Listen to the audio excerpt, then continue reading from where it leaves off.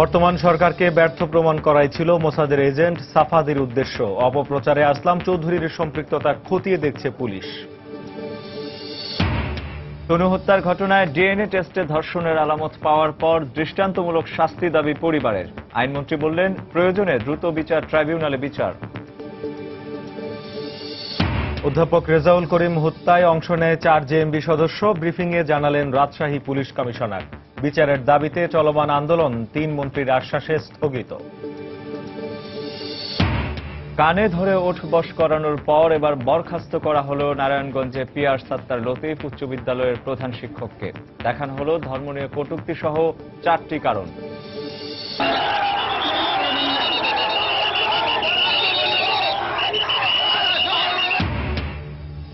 MPO ভুক্তির দাবিতে press ক্লাবের সামনে আইসিটি বিভাগের শিক্ষকদের অবস্থান কর্মসূচি। জল কামান ব্যবহার করে ছত্রভঙ্গ করল পুলিশ।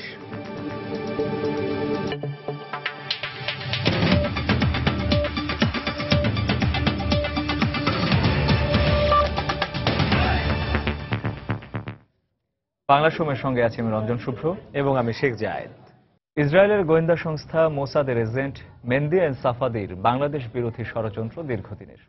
ইসরায়েলি গণমাধ্যমে বাংলাদেশ সম্পর্কে নানা নেতিবাচক মন্তব্য করে বাংলাদেশের সরকার পরিবর্তনের কথা তিনি বলেছেন গত বছরই, এবং এসব ক্ষেত্রে বাংলাদেশি রাজনীতিকদের সহায়তার আশ্বাস মিলেছে বলেও দাবি সাফাদির। এদিকে গোয়েন্দা কর্মকর্তারা বলছেন, বিএনপি নেতা আসলাম চৌধুরীকে গ্রেফতারের আগেই সাফাদির সঙ্গে তার সংশ্লিষ্টতার বিষয়ে তথ্য সংগ্রহ করেছেন তারা। রিমান্ডে তাকে জিজ্ঞাসাবাদে সেই বিষয়গুলো সম্পর্কে নিশ্চিত হওয়ার চেষ্টা চলছে। শাশ্বত সত্যকে সাথে নিয়ে খান মোহাম্মদ রুমেলের রিপোর্ট। ইসরায়েলের ক্ষমতাসীন লিকুদ পার্টির কেন্দ্রীয় কমিটির সদস্য ও দেশটির আঞ্চলিক সহায়তা বিষয়ক উপমন্ত্রী আয়ুব কারারের অন্যতম উপদেষ্টা মেহেদী এল Safadi. I was Chief of Staff, the Deputy Minister Ayub Kara. চলতি বছরের মার্চে ভারতের আগ্রায় বিএনপি নেতা আসলাম চৌধুরীর সঙ্গে বৈঠকের আগেই 2015 সালে বাংলাদেশ ইস্যুতে কলকাতা সফর করেন তিনি। কলকাতা থেকে ফিরে ওই বছরের 29 জুন স্থানীয় গণমাধ্যম জেরুজালেম অনলাইন ও i24 নিউজে 2টি সাক্ষাৎকার দেন। সেখানে তিনি বলেন, বাংলাদেশে গণতন্ত্র পুনঃপ্রতিষ্ঠায় সহায়তার জন্যই কলকাতায় গিয়েছিলেন।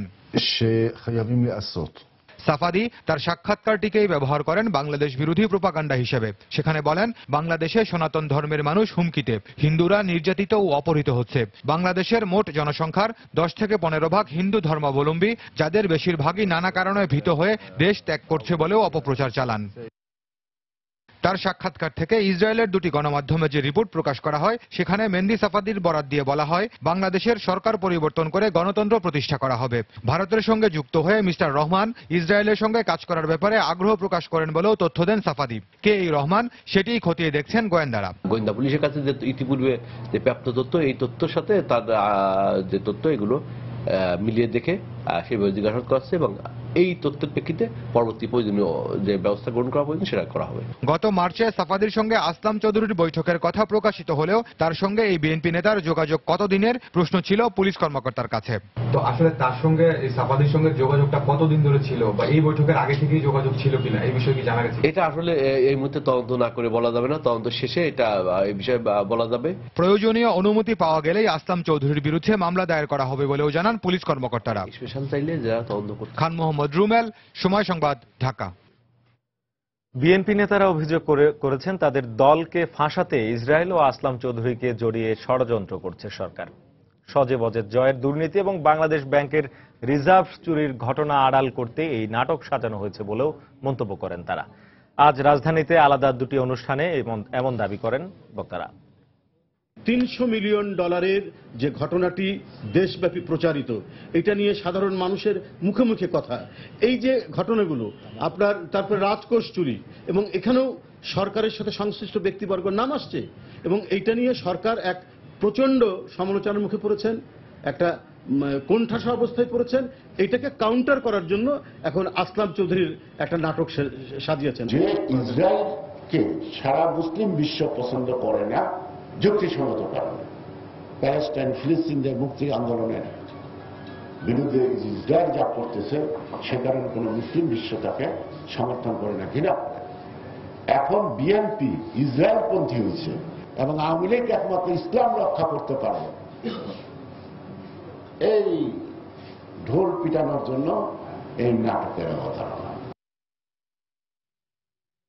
সরকার পতনে ইসরায়েলের গোয়েন্দা সংস্থা মোসাদের সঙ্গে ষড়যন্ত্রমূলক বৈঠক করা বিএনপির রাজনৈতিক দেউলিয়াপনা বলে মন্তব্য করেছেন সড়ক পরিবহন ও সেতুমন্ত্রী ওবায়দুল কাদের। সকালে ঢাকা চট্টগ্রাম মহাসড়কে কুমিল্লার পদুয়ার বাজারে এক অনুষ্ঠানে তিনি মন্তব্য করেন। তিনি আরো বলেন, শেখ হাসিনার রাজনৈতিক কৌশলের কাছে হেরে গিয়ে সরকার পতনে ষড়যন্ত্র করছে বিএনপি। আমাদের দেশে অভ্যন্তরীণ রাজনীতিতে আমাদের মধ্যে সংকট থাকতে পারে। একজন মুসলিম প্রধানমন্ত্রীকে ক্ষমতা থেকে সরানোর জন্য মোসাদের সঙ্গে বৈঠক করা, এটা রাজনীতির চরম দেউলিয়াপনা এবং এ ধরনের কর্মকাণ্ড যারা করে তাদের দেশের প্রতি কোনো দরদ আছে সেটি মনে হয় না। তাদের দেশপ্রেমটাই এখানে প্রশ্নবিদ্ধ। কুমিল্লা ভিক্টোরিয়া কলেজের শিক্ষার্থী সোহাগী জাহান তনু হত্যার ঘটনায় ডিএনএ টেস্টে ধর্ষণের আলামত পাওয়ার পর দোষীদের দ্রুত বিচার দাবি জানিয়েছে পরিবার। এদিকে হত্যাকাণ্ডের সুষ্ঠু বিচার পেতে দীর্ঘসূত্রিতা নিয়ে শঙ্কিত সহপাঠীরা। তবে স্বরাষ্ট্র মন্ত্রণালয় চাইলে তনু হত্যার বিচার দ্রুত বিচার ট্রাইব্যুনালে হবে বলে জানিয়েছেন আইনমন্ত্রী। রিপোর্টার আফজাল হোসেন ও বাহার রায়হানের তথ্য ছবি নিয়ে ডেস্ক রিপোর্ট। ডিএনএ পরীক্ষায় কুমিল্লা ভিক্টোরিয়া কলেজের ছাত্রী নাট্যকর্মী সোহাগী জাহান তনুকে ধর্ষণের আলামত মিলেছে। সোমবার রাতে গণমাধ্যমকে এ তথ্য নিশ্চিত করে সিআইডি। দেশের গণমাধ্যমে প্রকাশিত খবরে বলা হয়, তনুর পরিহিত কাপড়ে পাওয়া ডিএনএ প্রোফাইলের মধ্যে একটি তনুর এবং বাকিগুলো অন্যদের। এ কারণে তনুকে ধর্ষণ ও হত্যায় 3 জন সম্পৃক্ত থাকার কথা নিশ্চিত হয়েছে সিআইডি। প্রথম ময়নাতদন্তের রিপোর্টে কোনো আলামত না মিললেও ডিএনএ পরীক্ষায় ধর্ষণের আলামত পাওয়ার খবরে তনু হত্যার বিচার নিয়ে আশার আলো দেখছেন স্বজনরা। আমার মেয়ে যে অনার্থক যে মারছে, আমি কোনো সমাধানে আমার মেয়ে আমি মেয়েটা এত কষ্ট করে পারছি আমার বলার বাইরে। সিআইডি যে রিপোর্টটা দিচ্ছে ওই রিপোর্টটা ভিত্তি করে যে অতি দ্রুত আমরা বিচারটা চাই। এদিকে জড়িতদের শনাক্ত এবং বিচার প্রক্রিয়ার দীর্ঘসূত্রিতা নিয়ে শঙ্কা প্রকাশ করেছেন সহপাঠীরা। যারা অপরাধী তাদেরকে বিচারের আওতায় এনে অতি তাড়াতাড়ি সেটা সুষ্ঠু বিচার করা উচিত। 2 মাস সময় হলো শুধুমাত্র তার ধর্ষণটা কনফার্ম করতে, আর কত সময় লাগবে ওনার সেই সুষ্ঠু বিচারটা পেতে। তবে আইনমন্ত্রী আনিসুল হক জানিয়েছেন, স্বরাষ্ট্র মন্ত্রণালয় চাইলে তনু হত্যার বিচার দ্রুত বিচার ট্রাইব্যুনালে করা হবে। আমার বিশ্বাস, স্বরাষ্ট্র মন্ত্রণালয়ের যদি দ্রুত বিচার ট্রাইব্যুনালে এটাকে পাঠানোর কোনো প্রস্তাব যায় তাহলে তারা নিশ্চয়ই এটাকে বিবেচনা করবেন। 20 মার্চ রাতে কুমিল্লা সেনানিবাস এলাকা থেকে ভিক্টোরিয়া কলেজের ছাত্রী নাট্যকর্মী সোহাগী জাহান তনুর লাশ উদ্ধার করা হয়। এ ঘটনায় পরদিন অজ্ঞাতনামা আসামিদের বিরুদ্ধে হত্যা মামলা দায়ের করেন নিহতের বাবা। আদালতের নির্দেশে অধিকতর তদন্তের জন্য গত 30 মার্চ কবর থেকে তনুর লাশ উত্তোলন করা হয়। পরে 1 এপ্রিল মামলাটি সিআইডিতে হস্তান্তর করা হয়। সময় সংবাদ, কুমিল্লা। রাজশাহী বিশ্ববিদ্যালয়ের ইংরেজি বিভাগের শিক্ষক রেজাউল করিম হত্যাকাণ্ডে 4 জেএমবি সদস্য অংশ নিয়েছিল বলে জানিয়েছেন মহানগর পুলিশ কমিশনার মোহাম্মদ শামসুদ্দিন। এ ঘটনায় গ্রেফতার জেএমবি সদস্য মাসকাউত হাসান হত্যার দায় স্বীকার করে আদালতে জবানবন্দি দিয়েছেন। এদিকে দুপুরে হত্যাকাণ্ডের ঘটনায় আটক 3 জনকে 5 দিনের রিমান্ডে নিয়েছে পুলিশ। সকালে নগরের সিএনবি এলাকায় মেট্রোপলিটন পুলিশের সদর দপ্তরে সংবাদ সম্মেলনে পুলিশ কমিশনার এ দাবি জানান। তিনি জানান, অন্য 3 জেএমবি সদস্যকেও গ্রেফতারের চেষ্টা চলছে। এর আগে গতকাল বিকেলে চিফ মেট্রোপলিটন ম্যাজিস্ট্রেট আদালত 2-এ হাজির করা হয় আটক জেএমবি সদস্য হাসানকে। পরে সে আদালতে 164 ধারায় প্রফেসর রেজাউল করিম হত্যার দায় স্বীকার করে জবানবন্দি দেয়। গেল রোববার বগুড়া থেকে জেএমবি সদস্য মাসকাওয়াত হাসান ওরফে আব্দুল্লাহকে আটক করে পুলিশ।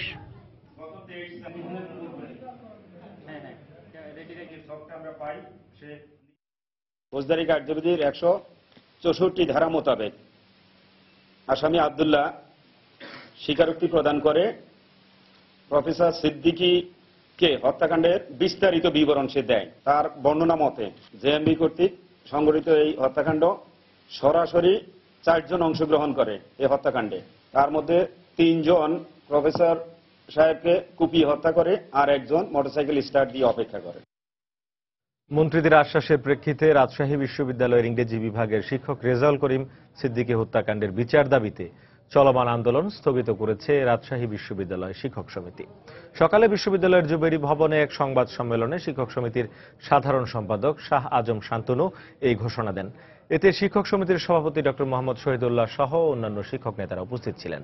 এ সময় আন্দোলন কর্মসূচি স্থগিত করলেও এই ঘটনায় পুলিশের কার্যক্রম ও অগ্রগতি নিয়মিত পর্যবেক্ষণ করা হবে বলে জানান তারা। পাশাপাশি কোনো গাফিলতি দেখা দিলে আবারও আন্দোলনে নামার হুঁশিয়ারি দেওয়া হয় সংবাদ সম্মেলনে। রাজশাহী বিশ্ববিদ্যালয় শিক্ষক সমিতি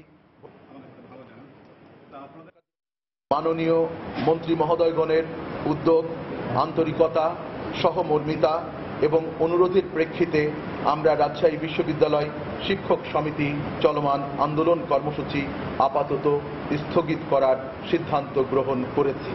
তবে দোষীদের দৃষ্টান্তমূলক শাস্তি বিধানের ক্ষেত্রে দৃশ্যমান অগ্রগতি পরিলক্ষিত না হলে রাজশাহী বিশ্ববিদ্যালয় শিক্ষক সমিতি ভবিষ্যতে কঠোর আন্দোলন কর্মসূচি গ্রহণ করবে।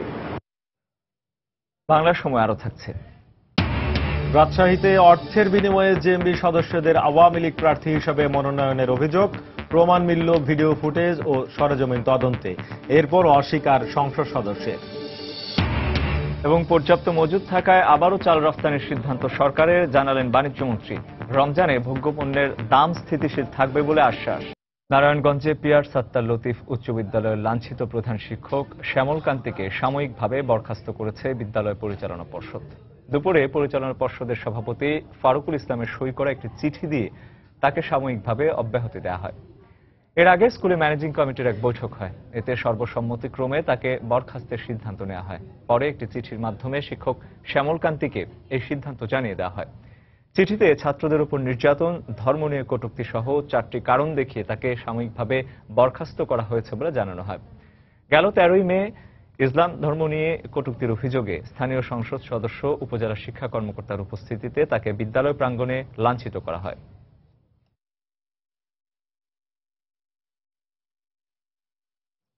নারায়ণগঞ্জে শিক্ষক লাঞ্ছনার ঘটনায় দোষীদের শাস্তি পেতে হবে বলে জানিয়েছেন আইনমন্ত্রী আনিসুল হক।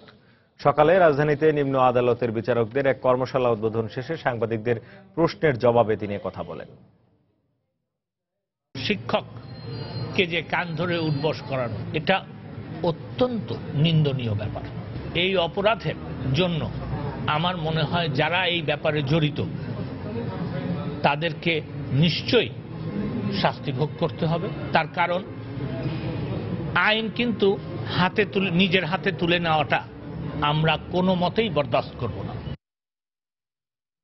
এমপিও ভুক্তির দাবিতে প্রেস ক্লাবের সামনের আন্দোলনরত আইসিটি বিভাগের শিক্ষকদের ছত্রভঙ্গ করতে জলকামান ব্যবহার করেছে পুলিশ। 4 দিন ধরে আইসিটি বিভাগের শিক্ষকরা এমপিও ভুক্তির দাবিতে জাতীয় প্রেস ক্লাবের সামনে অবস্থান কর্মসূচি পালন করে আসছেন। সকালে রাস্তা পার হওয়ার সময় একটি বাসের ধাক্কায় গুরুতর আহত হন গোপালগঞ্জ থেকে আসা শিক্ষক আলতাফ হোসেন। এই সড়ক দুর্ঘটনার প্রতিবাদে রাস্তা অবরোধ করেন তার সহকর্মীরা।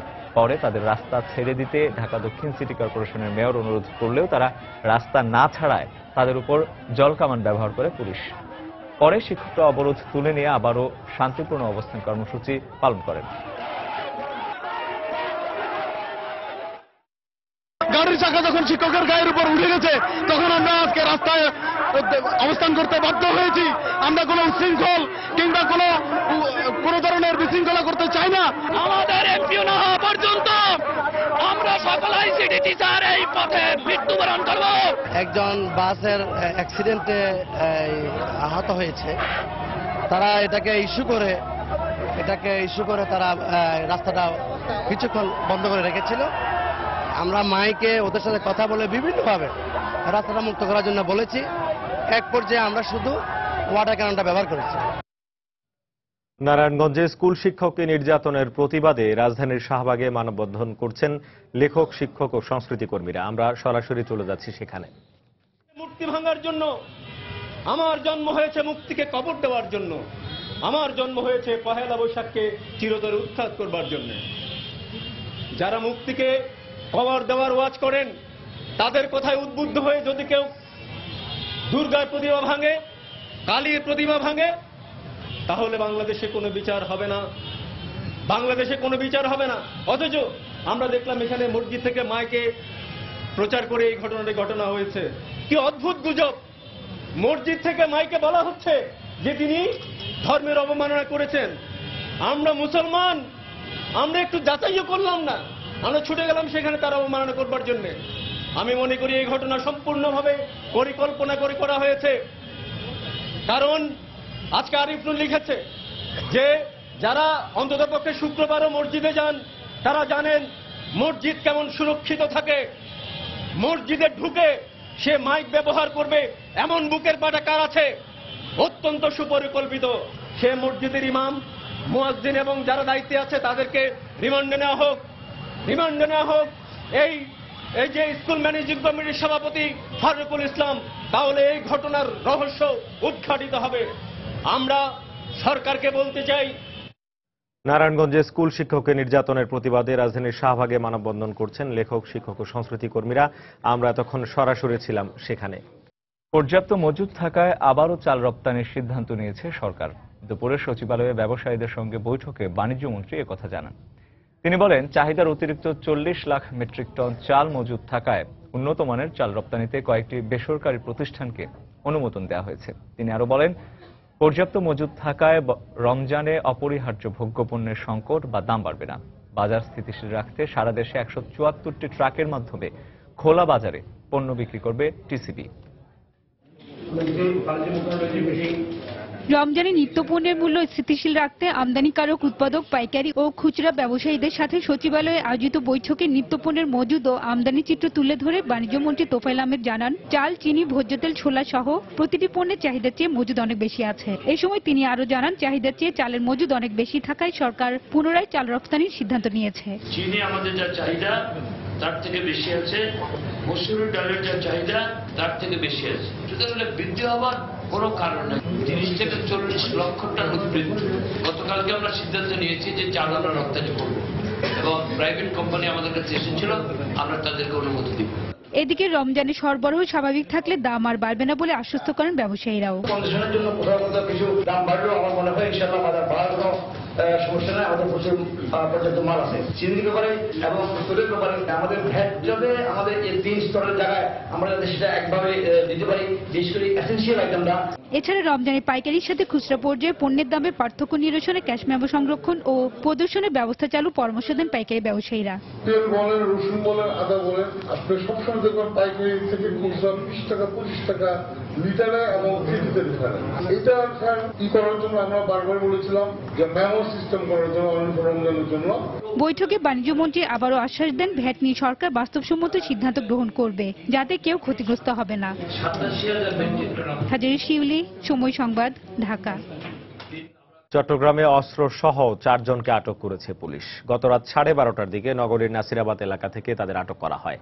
পুলিশ জানায়, পাহাড়ি ঝোপের আড়ালে বসে সশস্ত্র একদল দুর্বৃত্ত ডাকাতির প্রস্তুতি নিচ্ছে এমন সংবাদের ভিত্তিতে সেখানে অভিযান চালানো হয়। এ সময় পুলিশের উপস্থিতি টের পেয়ে তারা পালানোর চেষ্টা করলে 4 জনকে আটক করে পুলিশ। পরে তাদের দেহ তল্লাশি করে একটি দেশীয় এলজি ও 3 রাউন্ড কার্তুজ উদ্ধার করা হয়। এই ঘটনায় একটি মামলা দায়ের করা হয়েছে। 4 জনকে গ্রেপ্তার করতে সমর্থ হই এবং তাদের মধ্যে থেকে একজনের দেহ তল্লাশি করে আমরা একটা দেশীয় তৈরি এলজি 3 রাউন্ড কার্তুজ উদ্ধার করি। এই সংক্রান্তে ডাকাতের প্রস্তুতি এবং অস্ত্র আইনে তাদের বিরুদ্ধে পৃথক পৃথক মামলা হচ্ছে। বাংলার সময় আরো থাকছে। আধিপত্য বিস্তারকে কেন্দ্র করে রাজশাহী কলেজের ছাত্রলীগ ও ছাত্রদলের 2 গ্রুপের সংঘর্ষ। ছাত্রাবাসের 3টি কক্ষে অগ্নিসংযোগ, আহত 1। এবং ঝিনাইদহে এক কিশোরীকে সারা রাত বেঁধে রেখে নির্যাতনের অভিযোগ। পালিয়ে গেছে নির্যাতক ও তার পরিবারের সদস্যরা। কুষ্টিয়া চিনিকলের 2 কর্মকর্তার বিরুদ্ধে অর্থ আত্মসাতের অভিযোগে বিক্ষোভ করেছেন কারখানা শ্রমিক কর্মচারীরা। সকালে চিনিকলের ব্যবস্থাপনা পরিচালকের কার্যালয়ের সামনে এই কর্মসূচি পালন করেন তারা। শ্রমিকদের অভিযোগ, গতকাল ওভারটাইম বাবদ শ্রমিকদের মধ্যে 11 লাখ টাকা প্রদানের কথা ছিল, কিন্তু 1 লাখ টাকা হিসাব বিভাগের 2 কর্মকর্তা আত্মসাৎ করেন বলে অভিযোগ করেন তারা। এই ঘটনার সঙ্গে জড়িতদের শাস্তির দাবিতে সকাল থেকে বিক্ষোভ শুরু করেন শ্রমিক কর্মচারীরা। পরে এই ঘটনার সঙ্গে জড়িতদের মধ্যে একজনকে সাময়িক বহিষ্কার করা হলে কর্মসূচি প্রত্যাহার করেন তারা। ঘটনাটি তদন্ত করে জড়িতদের বিরুদ্ধে কঠোর ব্যবস্থা নেওয়া হবে বলে জানিয়েছেন কুষ্টিয়া চিনিকলের প্রশাসন বিভাগের মহাব্যবস্থাপক রেজাউল করিম। আধিপত্য বিস্তারকে কেন্দ্র করে রাজশাহী কলেজে ছাত্রলীগ ও ছাত্রদলের দু গ্রুপের মধ্যে সংঘর্ষে একজন আহত হয়েছেন। এই ঘটনায় একটি ছাত্রাবাসের 3টি কক্ষে আগুন দেওয়া হয়েছে। পুলিশ জানায়, দুপুরে বঙ্গবন্ধুর স্বদেশ প্রত্যাবর্তন দিবসের মিছিলে যোগ দেয় রাজশাহী কলেজের মুসলিম হলের ছাত্রলীগ কর্মী শাহীন। মিছিল শেষে সে হলে ফিরলে ছাত্রদলের নেতাকর্মীরা তার উপর হামলা চালায়। এই হামলার প্রতিবাদে ছাত্রলীগ মিছিল বের করলে উভয় পক্ষের মধ্যে সংঘর্ষ বাধে। এক পর্যায়ে একাধিক ছাত্রাবাসের 3টি কক্ষে পাল্টাপাল্টি আগুন দেয় বিক্ষুব্ধ নেতাকর্মীরা। পরে ফায়ার সার্ভিস ঘটনাস্থলে গিয়ে আগুন নিয়ন্ত্রণে আনে। এই ঘটনার পর কলেজে অতিরিক্ত পুলিশ মোতায়েন করা হয়েছে।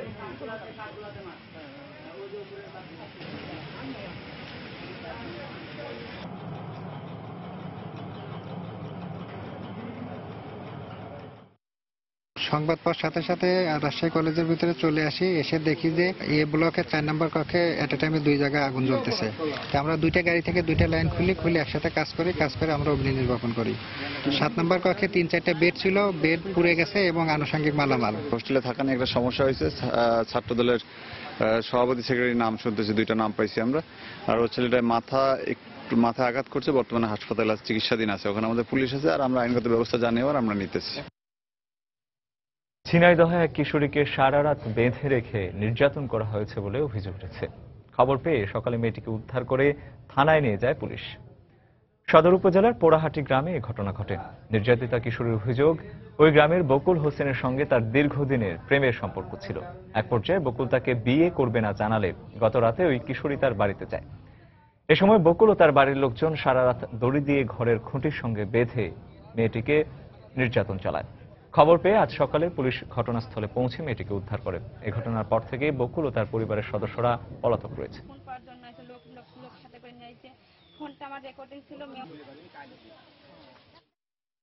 মারধর করেছে, মারধর করার পরে সে কলেজের বান্ধে রাখছিল। এখন ওরা জিনিসটা না স্বীকারই করছে যে চোর ও ফোন করার জন্য লোক সাথে করে নিয়ে আসছে। ফোনটা আমার রেকর্ডিং ছিল, মেমোটা নিয়ে এনেছে, অথবা রিসিভ করে মিস করে নাম্বারগুলো ডিলিট করে দিয়েছিল। সংবাদ পেলাম যে এখানে মেয়েটারে নির্যাতন করা হচ্ছে। এই কারণে আমার ওসি সাহেব আমরা থানায় নিয়ে যাচ্ছি সেটা জানার জন্য। পঞ্চম ধাপের নির্বাচনকে সামনে রেখে প্রচারণায় ব্যস্ত বগুড়ার 3 উপজেলার 19টি ইউনিয়নের প্রার্থীরা।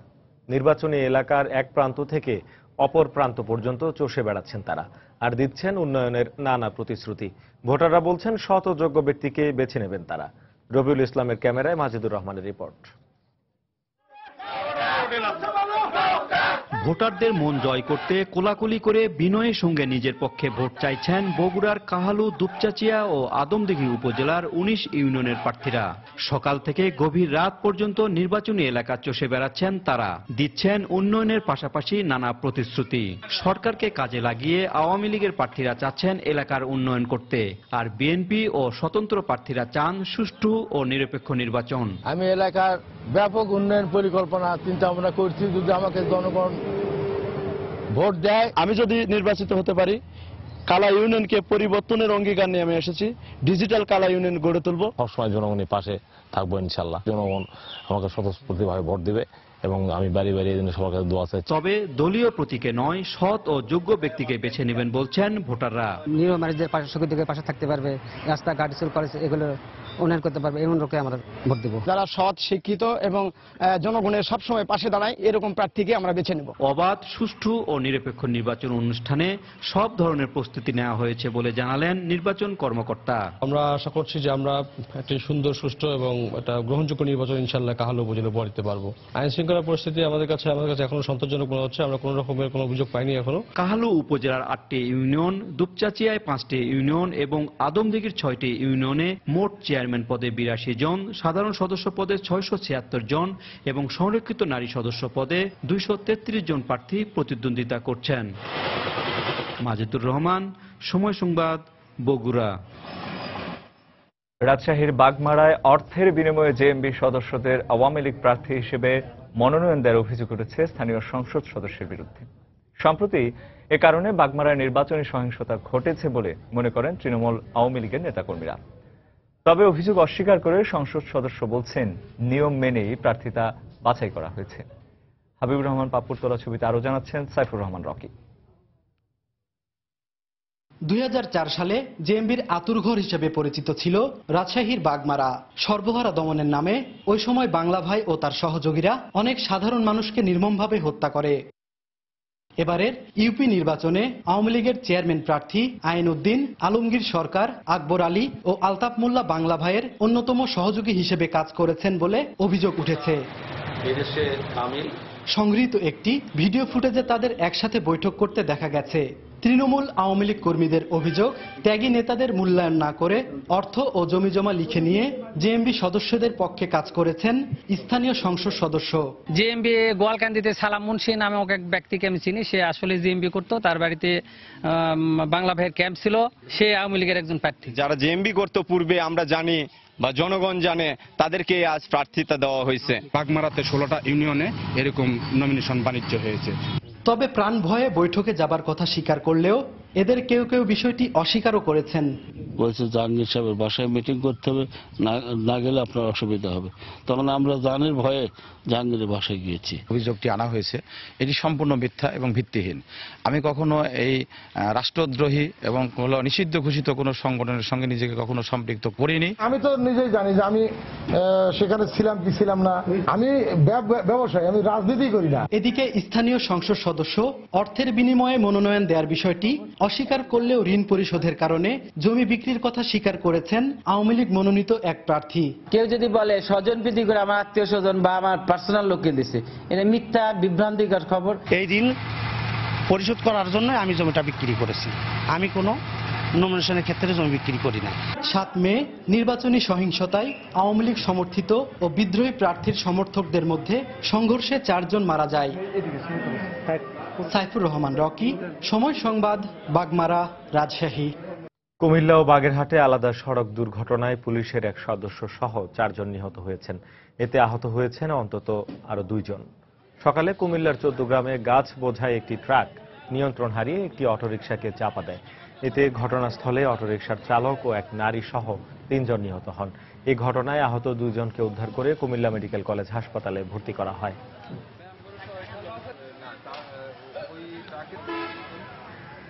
এদিকে বাগেরহাটে বাসের ধাক্কায় মোল্লা ওমর আলী নামে এক পুলিশ সদস্য নিহত হয়েছেন। সকালে শহরের খারদার এলাকায় দুর্ঘটনা হয়। এই ঘটনায় ঘাতক বাসটি জব্দ করেছে পুলিশ। রংপুরে গৃহকর্মী এক শিশুকে ধর্ষণের প্রতিবাদে ও দোষীদের বিচারের দাবিতে মানববন্ধন করেছে এলাকাবাসী। বেলা 11:30টার দিকে প্রেস ক্লাবের সামনে এই কর্মসূচি পালন করা হয়। এতে ব্যানার, ফেস্টুন সহ শতাধিক নারী পুরুষ অংশ নেন। এ সময় বক্তারা জড়িত ব্যক্তির দৃষ্টান্তমূলক শাস্তির দাবি জানান। 30 এপ্রিল নগরীর ধাপ সাগরপাড়া এলাকায় উপজেলা খাদ্য কর্মকর্তা খাদেমুল ইসলাম হিরুর বিরুদ্ধে এক শিশু গৃহকর্মীকে ধর্ষণের অভিযোগ ওঠে।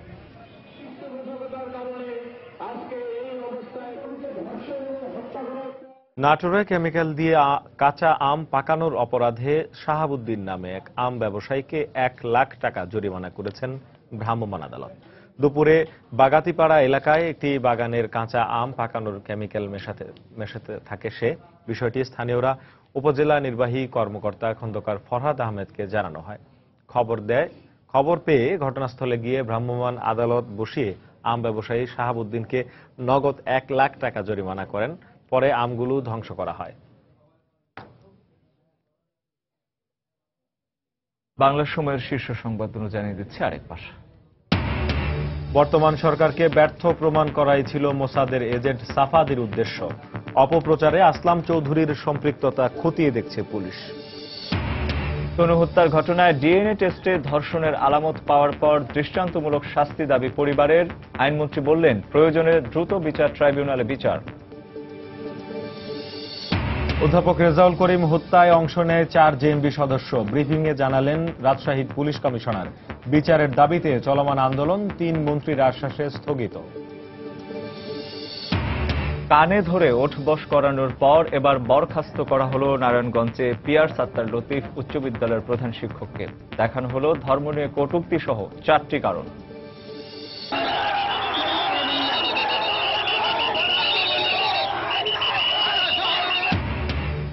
এমপিও ভুক্তির দাবিতে প্রেস ক্লাবের সামনে আইসিটি বিভাগের শিক্ষকদের অবস্থান কর্মসূচি। জল কামান ব্যবহার করে ছত্রভঙ্গ করল পুলিশ। দর্শক, এই ছিল বাংলার সময়। যে কোনো খবর পেতে ভিজিট করুন সময়নিউজ.tk। এছাড়া মাত্র পাওয়া খবর আপনার মোবাইলে পেতে SMS করুন *SN লিখে পাঠিয়ে দিন 16242 নম্বরে। সঙ্গে থাকুন সময়।